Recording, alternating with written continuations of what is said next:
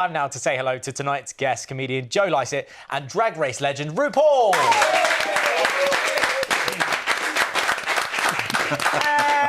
Welcome back, Joe. Welcome, first-timer, RuPaul. Good to have you here. It's good to be here. I love it. You know, London is my favourite city in the world. Favorite city in the world. Really? You have to say that because you're here. Yeah. No, it's true. I travel all over the place.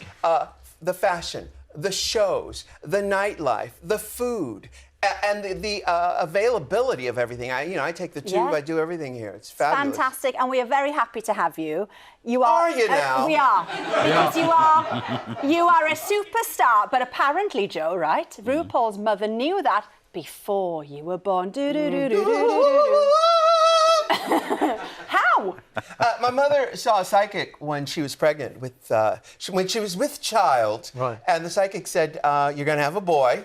Questionable. And he's going to be famous. So, yes, that's what I was told. She was worth the money. It's definitely worth the money. But, I don't know if the fact that she said that is why I seeked out fame, or if it was actually gonna happen anyway. You know what I mean? Yeah. Yes. Well, look, we're going to find out how you achieve that fame a little bit later on in the show. But, Joe, we need to talk about it. Late Night Lycett is back, newly BAFTA nominated as well. Yes. Congratulations. Brilliant. I mean, the judges must have been drunk. But, look, for those that missed that first series, what is it all about? What can people expect? Well, it's sort of trying to capture those 90s, noughties live shows like your TFI Fridays and those sort of anarchic live TV shows that sort of don't exist as much these days, and trying to bring that from... Have you ever been to Birmingham? I have. I certainly have. That's the best city in the world, I think, actually.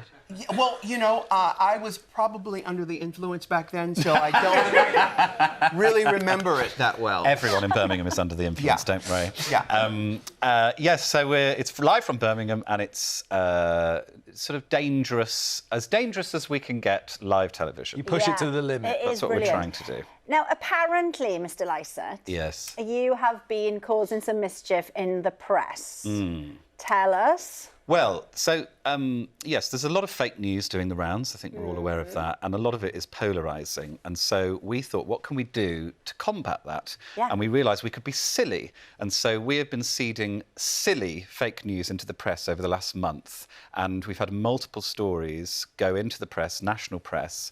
And the game this week is to see if you can spot what those stories are. We've had multiple across TV news, we've had them in print, we've had them on radio, and they're all silly and they're all floating around. I'm almost certain I've been a victim of some of Joe's fake news on radio. I'm going to point your attention to this headline, which we did really like. Rescued hedgehog nursed overnight turned out to be a pom-pom.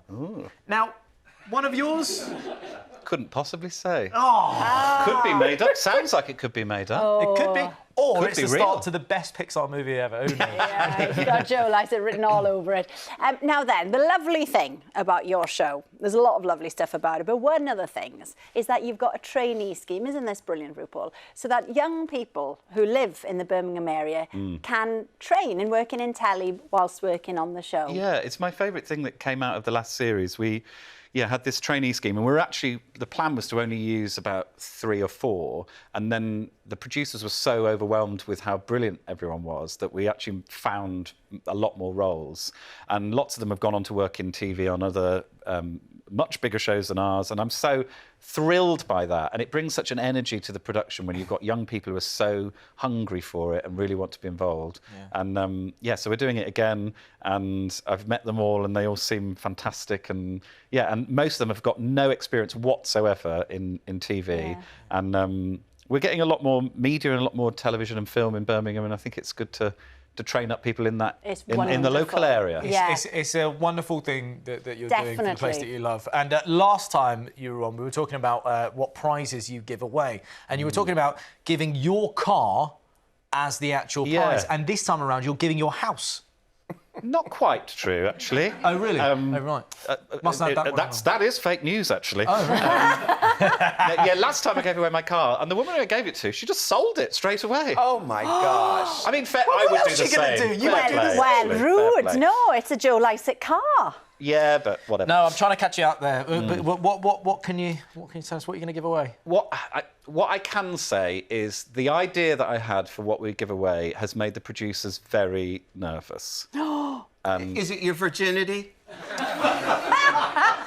How much do you think it's worth? And thank you, Joe. Late Night Lycett starts a week today on Channel 4 at, you'll be pleased to know, 10 p.m. Is this the last ever One show now? I feel like it might... Maybe. This show might never exist now. Maybe. Who knows? Well, that is your Friday night sorted. And then Monday sees the return of our sister show, Morning Live. Yeah, before we chat to one of its hosts, Helen Skelton, here's what you've been missing. It's Gethin and Michelle. Sit Morning. up straight. Got away with that, I think. Close the freezer. Don't waste any time. Oh, there you go. My bad, live TV. It's not on the card. I don't know what to say. A north-facing bird box. I just can't believe it.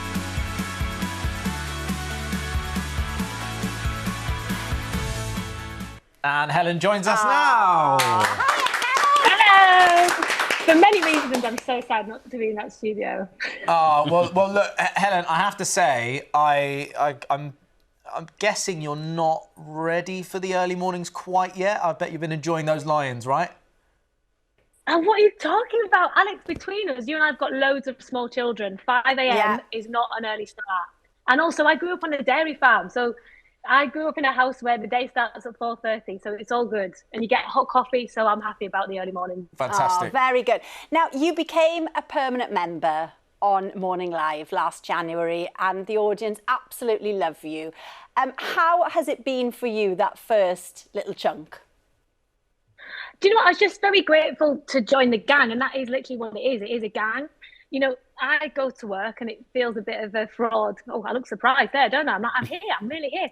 Because it's a privilege to be part of the team. They were already on air doing an amazing job. I've known Gethin for years. I've known Michelle for years. A lot of the experts are mates of mine anyway. So to talk to my friends about stuff that makes life easier, it doesn't really feel like work. Yeah. And of course, Morning Live, you're not afraid of tackling some difficult subjects as well. What have you got coming up this time? I think we're really proud of the content and the stories that we share, and we're able to do that because, touch wood, long may it last.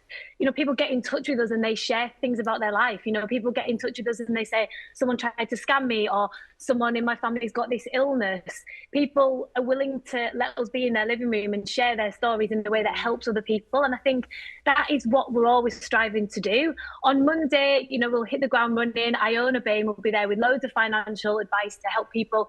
You know, I sit there and I hang off her every word and write it down, because I'm like, what do I need to do with my pension? What do I need to do with my council tax? Obviously, there's been a lot going on.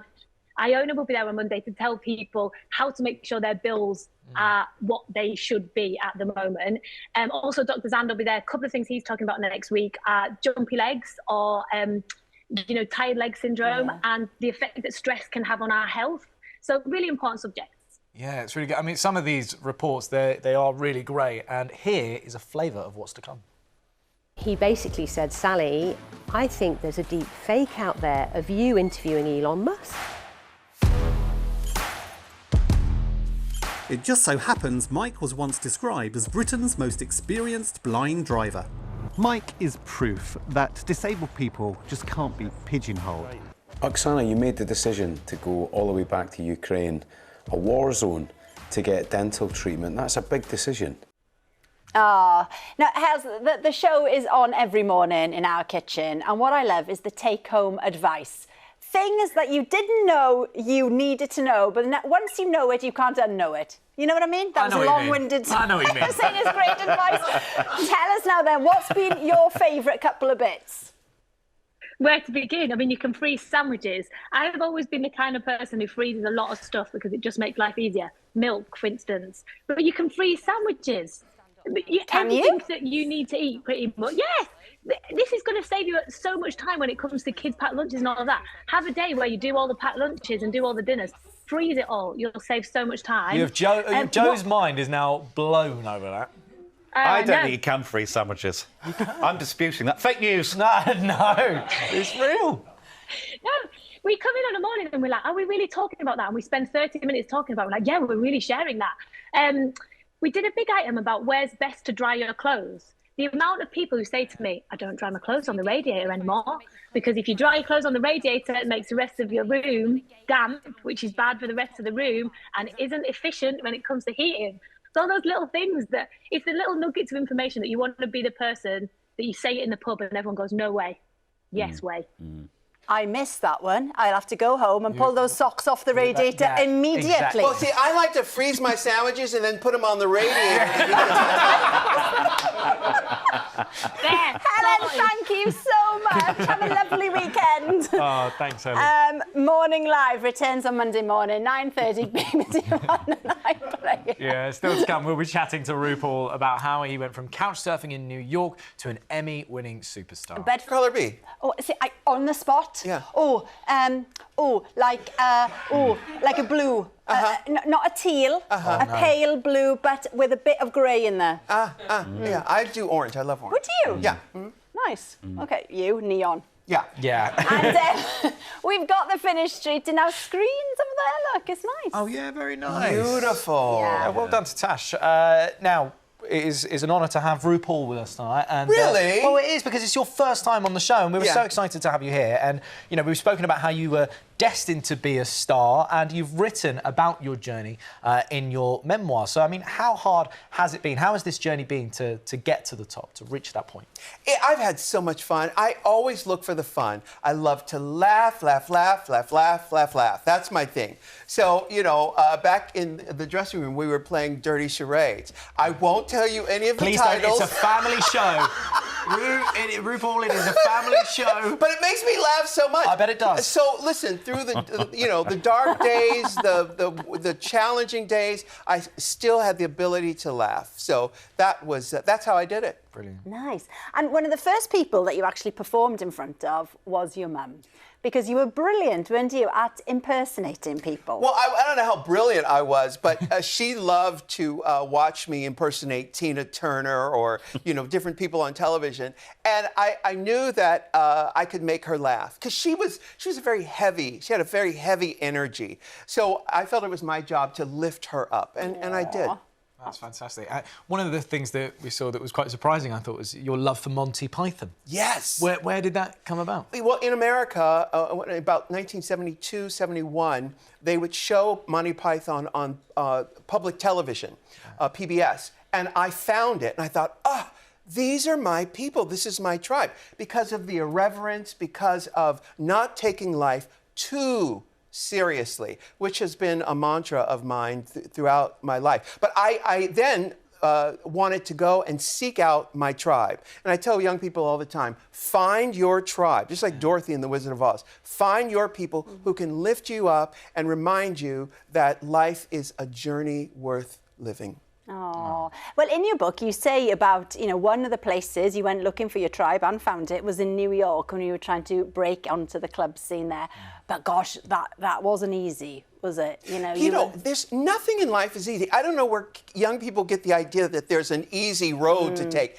Everything is difficult. And listen, you wouldn't want it any other way because it gives you the moxie. It teaches you who you are and what you're made of. It was hard, but it was mostly fun. Oh, well, look, you have been absolutely smashed. You picked up your 14th Emmy Award for Drag Race, and we've had so many messages, so thank you so much. Paige has asked this. Did you ever think that Drag Race would still be going 16 seasons on, as well as many versions across the world? I know, I never thought it would go on this long. I'm just happy to have a job, honestly. Yeah, well. And the truth is, I try to stay in the moment, and I love being able to go to work with my friends, Michelle Visage and all the people there, and we have so much fun. We do it here in London, and we have so much fun in London. It's just great. Now, I want to introduce you with that in mind, and you, Joe, Oh, no. to Oh, no. Romanita. Romanita. Oh my There she gosh. is, beautiful. Does she pass or sashay away? Oh, no. Shantae, she stays. Shantae, Oh, she my stays. gosh. Oh my gosh, you've got a career, lady. You need to send in an audition tape. Come on, I would love to see that. Oh my God, Romina? Is that the name? Romanita. Manita. Oh, Romanita. Not that you eat them. You don't need to do the Ryan gesture. asks, hi, RuPaul. Ever One show. It's so great to be here. What is your biggest piece of advice for someone who wants to start drag? Know thyself. Know thyself, and don't take life too seriously. Yeah, Yes. good piece of advice there. I've got a drag act that I've come up with called Nigella Farage. And I was wondering whether you have any ideas for the outfit. I see lips. I see nostrils. Yes. I see lashes. Yes. You can take it from there. OK, great. OK, we've had this question in from Harry, who has said, when you're filming Drag Race, can you normally figure out who you think will win before the final? No, I really can't. You know, the kids surprise me, and I think that's the genius of the show, is that through the course of the challenges, some people have real breakthroughs where they get it. They understand that they need to bring themselves to the competition. And that's not just true of Drag Race. It's true of life. Bring yourself to the situation. That's what the world wants. That's your gift to the world. Yeah, 100%. Just very quickly, Aston asks, who is your biggest inspiration and why? I would have to say Judge Judy is my biggest inspiration because she's wise and she is straightforward, no BS. Love that. Wow, OK, well, look, we've had this. Finally, June says Joe Lycett is just the best. Yeah. Oh, that's very nice. Thanks. Thank you so much.